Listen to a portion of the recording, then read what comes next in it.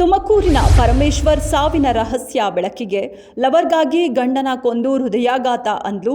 ತರಾತುರಿಯಲ್ಲಿ ಪತಿಯ ಅಂತ್ಯಕ್ರಿಯೆ ಮಾಡಿದ್ದ ಆಶಾ ಸದ್ಯ ಹೂತಿಟ್ಟ ಶವ ಹೊರತೆಗೆದು ತನಿಖೆ ಮಾಡಲಾಯಿತು. ಇವರೇ ಉಸಿರುಗಟ್ಟಿಸಿ ಕೊಲೆ ಮಾಡಿರುವ ಸಂಗತಿ ಬಯಲು.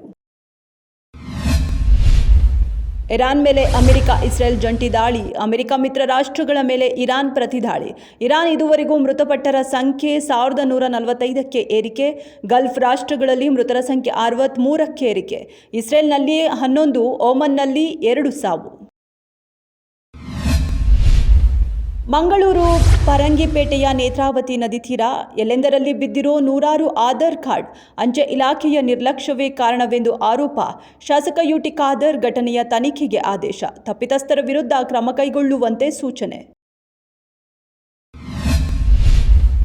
ಇರಾನ್ ಮತ್ತು ಇಸ್ರೇಲ್ ನಡುವಿನ ಯುದ್ಧದ ಬಿಸಿ ಸಾಮಾನ್ಯ ಜನರ ಅಡುಗೆ ಮನೆಗೆ ತಟ್ಟಿದೆ.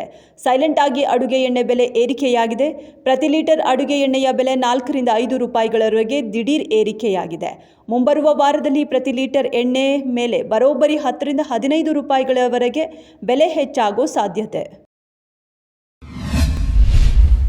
ಮಧ್ಯಪ್ರಾಚ್ಯದಲ್ಲಿ ನಡೆಯುತ್ತಿರೋ ಉದ್ವಿಗ್ನತೆ ಹಿನ್ನೆಲೆ ಪೆಟ್ರೋಲ್ ಹಾಗೂ ಡೀಸೆಲ್ ಕೊರತೆ ಉಂಟಾಗಬಹುದು ಅಥವಾ ಇಂಧನ ದರ ಏರಿಕೆಯಾಗಬಹುದು ಎಂಬ ವದಂತಿ. ಪೆಟ್ರೋಲ್ ಬಂಕ್ಗಳ ಮುಂದೆ ವಾಹನಗಳ ದೀರ್ಘ ಸರದಿ ಸಾಲು. ಬಾಟಲಿ ಕ್ಯಾನ್ಗಳಲ್ಲೂ ಪೆಟ್ರೋಲ್ ಸಂಗ್ರಹಿಸಲು ಮುಂದಾದ ಜನ.